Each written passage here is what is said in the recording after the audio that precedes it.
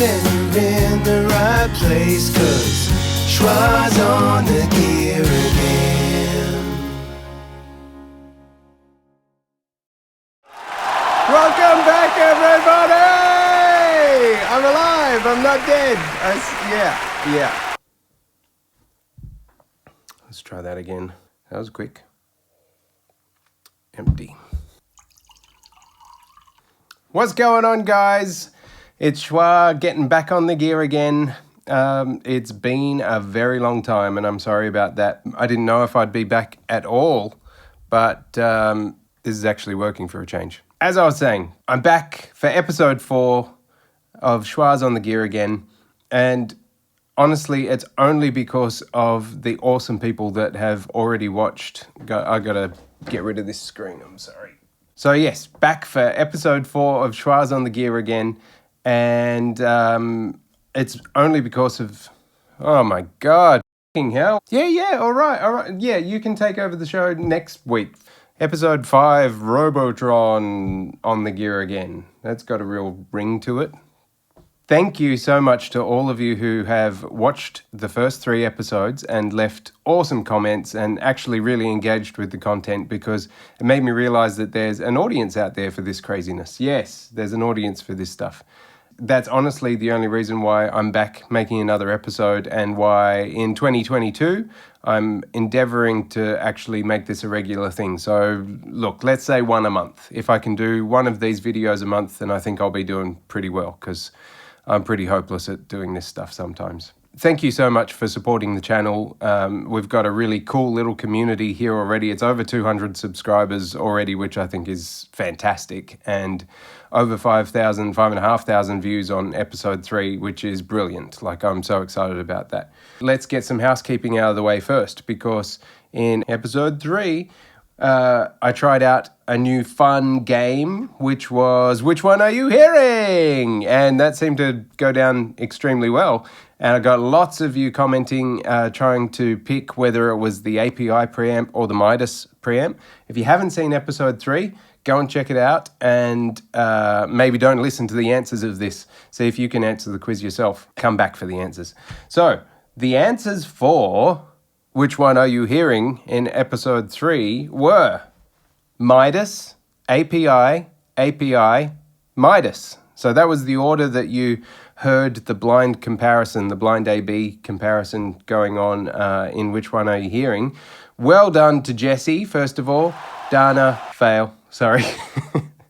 It's okay, I know Dana. But Jessie, her partner, nice work, mate. David Freeman, Carlos Colon. Sorry, that's a dangerous name, Carlos. I apologize if I completely minced it. Mono Vlad, Roy Oliveira. Sorry if I minced it again. Alvin Cornista and Francis Poon. You all got it right. Congratulations. There were a few who didn't get it right, unfortunately, but that kind of says something to me. It's obviously not that obvious.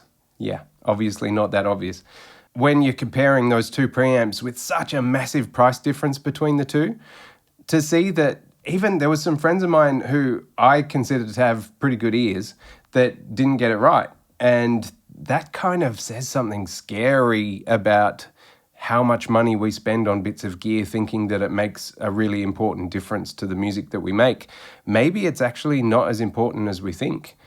But look, a lot of you did get it right. So there's obviously a noticeable difference there that you were able to pick up on. So look, jury's out still. So let's get on to the purpose of episode 4, which is this. Doing my own sound effects. Bit of gear right here. It is a Neumann, or is it a Neumann? I've always said Neumann, but I've heard it lots of different ways. It is a Neumann TLM49, and it's a set because it comes with a shock mount in here. Now, my very good friends over at Taramara Music have sent this over for me to test out, so thank you again to those guys. So this, I checked online. I think it's $2,799 is the retail over here. I'll check it and I'll put it on the screen. So first of all, the box. It's underwhelming. For a almost $3,000 microphone, this box does not excite me. I'm sorry, Neumann, but you should talk to the people in your design team because it's boring AF. Taramara Music uses this microphone for this purpose of actually demoing. So it's not absolutely brand new, fresh out of the box. It's been opened before, it's been used before. It's got a few little cosmetic blemishes because of the use. So bear that in mind. It's not brand new. Here she is. This is, I might actually take it out of the shock mount so that we can check out the microphone itself. This is the TLM49. There it is. Like I said, excuse the little cosmetic blemish there. Interesting point to make though, it looks like that blemish has come from the shock mount. So there is a chance when using this microphone in certain positions, I would imagine, because it's got a decent amount of weight to it. I'm assuming that it rests up against the shock mount a little bit. And if it gets turned in the shock mount while it's in that position, it may rub, and it's created, I don't know if you can see that or not, but it's created a little kind of mark across the front of it there. So that's something to note. It's definitely not light. So if you're using it as an overhead for drums, for example, especially if you're using a boom arm that stretches out a decent distance from the bass, then it's going to need to be strong enough to support it without sagging. The shock mount itself, I'm always into shock mounts because they are not all made equal. It feels nice and sturdy. You know, it doesn't feel like you're going to break it. There are some awful shock mounts around where when you tighten them, you think you're just going to snap the thing. This doesn't feel like that. And the base is really nicely made there. The screw that actually screws into the thread on the bottom of the microphone, it all looks really sturdy and smooth. Yeah, it's really nice. It's a good quality shock mount, which it should be for a microphone of that price. I've got to say, very underwhelmed with the packaging. Bee's knees, retails for under $1,000 over here. But look, you get this beautiful box, velvet lined box or whatever the faux velvet. I don't know if that's a thing. I just made that up. But size comparison here. So this is obviously based off a U87 style of microphone. I haven't actually held one of these up against a real U87, so I'm not sure size-wise if it's a little smaller. It looks like it could be a fraction smaller, but maybe I'm wrong. Anyway, you can see that the TLM49 is obviously a much bigger microphone. It's got the big grill. Yeah, so anyway, you've got a size comparison. But as I was saying, I'm underwhelmed by what you get for the 3,000 or almost 3,000 Australian dollars, in the sense that you don't get a box. You get a pretty crappy cardboard box, to be honest. So yeah, it's those little things that kind of bug me when you're spending a lot of money on a microphone. I feel like they could have just put a bit more into it, but look, maybe they're trying to keep the cost down, and therefore you get what you get. One sec, a drink from the cup of Guess Who. Did anyone play Guess Who, the old Guess Who? There's some weird sorts on this cup.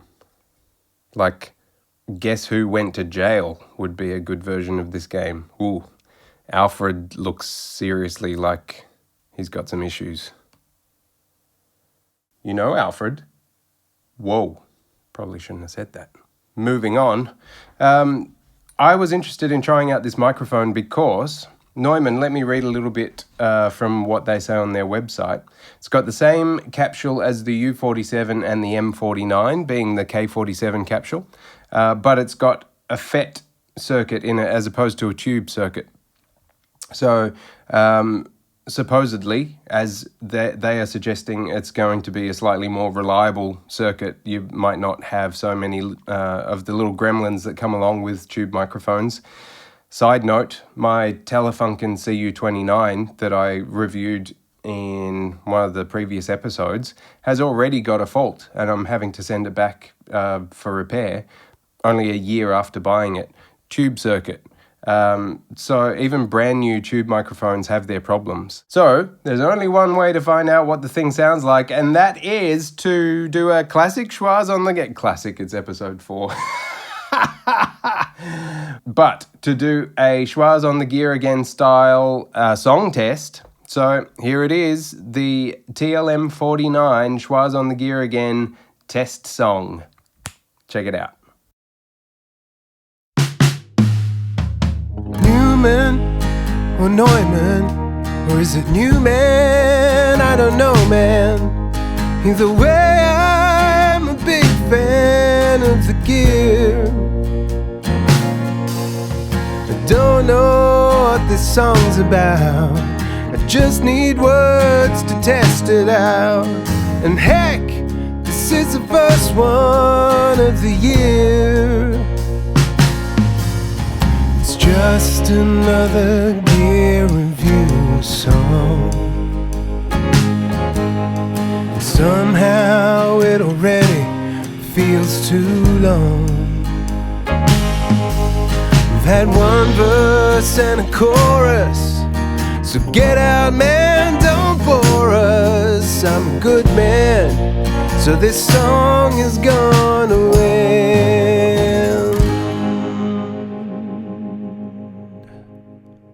Thank you.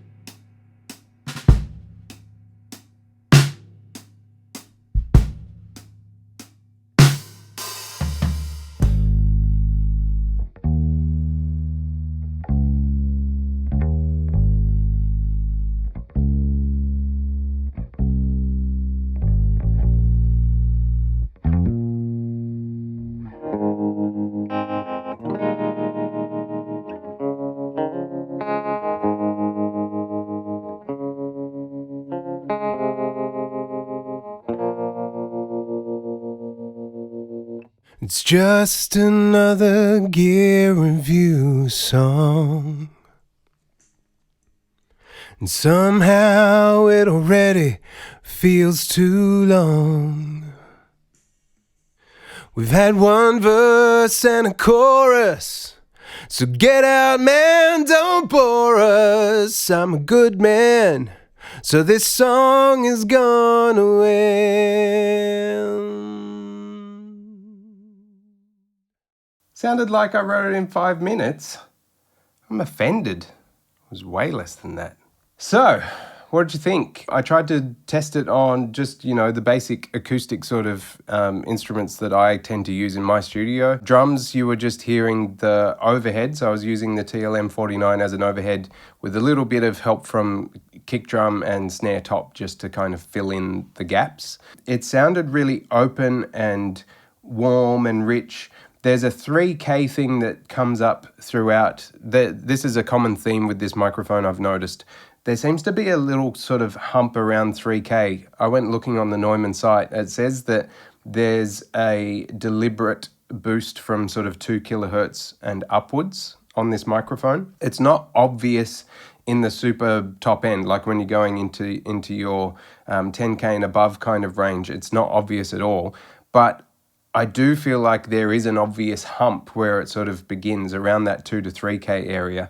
I heard it on vocals.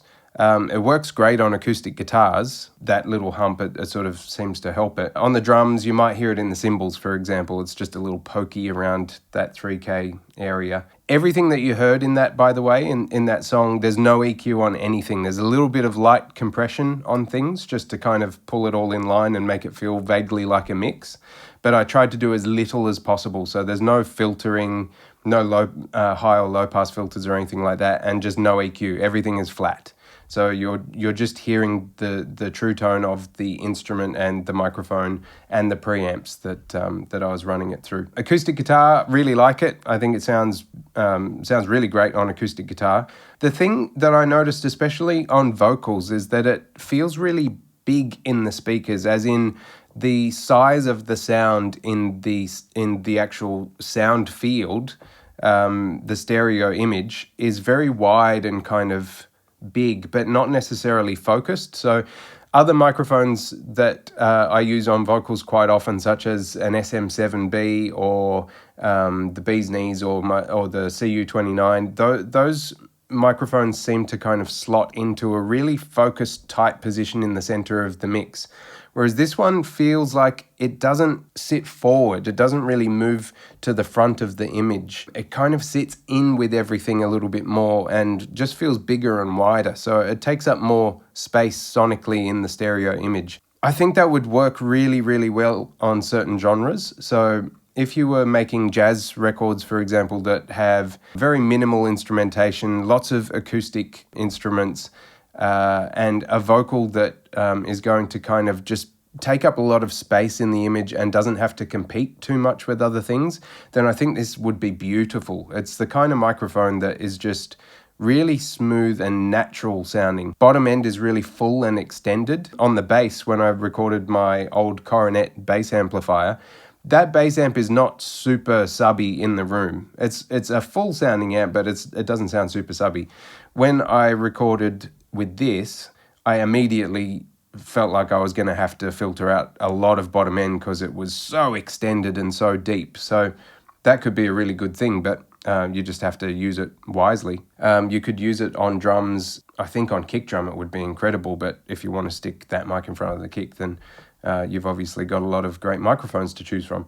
That 3K peak made the sibilance on vocals, my vocals in particular, kind of poke out at certain times in a way that I didn't enjoy and that I would have to deal with. I would have to use a de-esser or an EQ to kind of notch out that 3K area. I also tried it on some female vocals with a good friend of mine, Rachel Brady, just to try it out on a different voice and see what I thought. The way that it sat in the speakers was the same, and it really smoothed her voice out in a way that wasn't necessarily right for the song. The thing that I love about Rachel's voice is she has an incredible grain and grit in her vocals, and it's really, the character is a part of the emotion in her performances. This microphone didn't capture that anywhere near as well. I usually use an SM7B on her voice for that reason, because it really brings out that grain in her voice.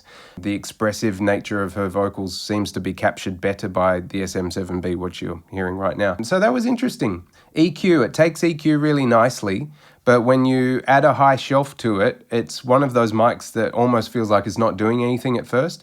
It just opens it up. It opens it up and feels very sort of natural and spacious, but not obvious. So that's interesting. I think I'd need more time to work with it on different sounds and see what I thought. I experimented with some EQ on the song that you just heard, and what I found was it actually didn't take very much to get it in a place that I would prefer sonically. So I notched out a little bit of that 3K area on pretty much everything and just enhanced around the sort of 10K area on a bunch of things. Acoustic guitars, vocals, the electric guitar. It really helped, and it wasn't a lot. It didn't need very much to kind of bring it in line with what I would expect. I am in two minds about this microphone. In some ways, I absolutely love it, and if I could afford to spend the money on this microphone, it would be one that I would choose to use not all the time, so it wouldn't become the workhorse microphone in the room, but there would be certain things that it would be absolutely perfect for. The question is, do you have the luxury of spending that much money on a microphone that's a little bit more of a specialist rather than a versatile sort of workhorse? That's a question you have to answer for yourself. So if you're looking for a microphone that's an all-rounder, I probably wouldn't say that this is the one. I don't think it would be quite right for everything. But when you put it on the right sounds in the right song and the right context, then it really shines. It's going to be wonderful. So that's what it comes down to. Do you have the money and do you have the room in your mic locker to just be able to add this in as a nice addition to it? If you did, good for you, and it would be a beautiful addition. For me, I don't think I can afford to have that microphone. I need more versatility in the mics that I have in here, because I just don't have that big a budget to spend on this kind of stuff. So tell me in the comments what you thought. What did you like? What did you not like about what you heard? yeah, I'd love to just hear your opinions on it. And if you've had experience with this microphone, if you own one, then let us know, your long-term opinions of this mic. Remember, this is all just my own thoughts, and I put the sounds up there for you to be able to, make your own choices. So it's time for episode 4 of Which one are you hearing? Actually, that's not right. It's episode 4, but it's not episode 4 of Which One Are You Hearing? It's it's round 2 of Which One Are You... Yeah, whatever. Shootout between the TLM49 and the BU87 IC. Look, I think it's going to be pretty obvious which one's which, but it's fun. It makes us feel good about ourselves, right? Right. Yeah, you can play too, of course. Well, you're doing the edit, so you'll know the answers. Anyway, check it out. And leave the comments below, and I'll give you the answers in episode 5. Which one are you hearing? That's right, it's Which One Are You Hearing? The show where we ask the question, do you have the golden ears? Let's find out. First, we'll play you option A, followed by option B. This is your chance to get to know the sounds. Ready? Then let's go!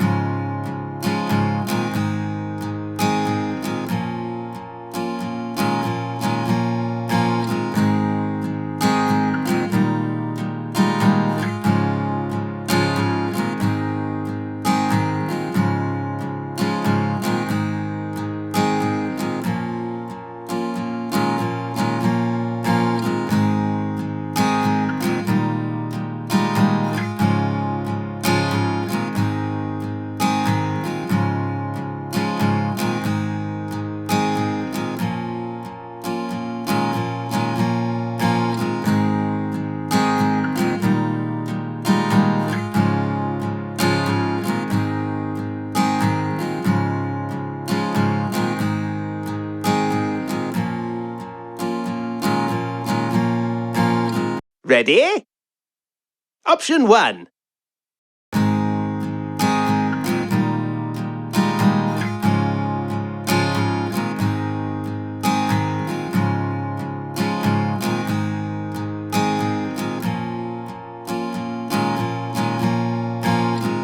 Option 2.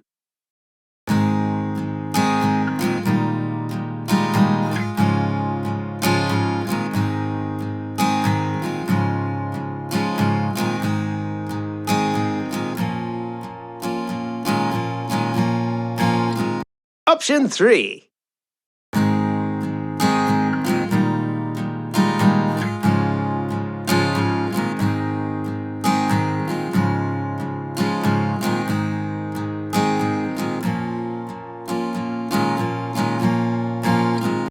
Option 4.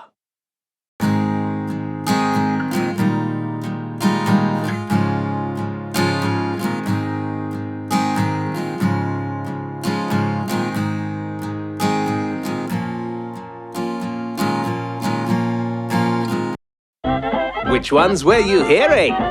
You'll find out next time on Shua's on the Gear Again. That's it for episode 4. Answers for Which One Are You Hearing? Tell me which one you are hearing between this and the BU87. And if you enjoyed this, then hit like and think about subscribing if you'd like to know when the next video comes out. I'm going to absolutely try my best to make sure it's not so long between this episode and episode 5. Thank you for watching, and I will catch you in episode 5. See you around! If you're into gear, then you're in the right place, 'cause Shua's on the gear.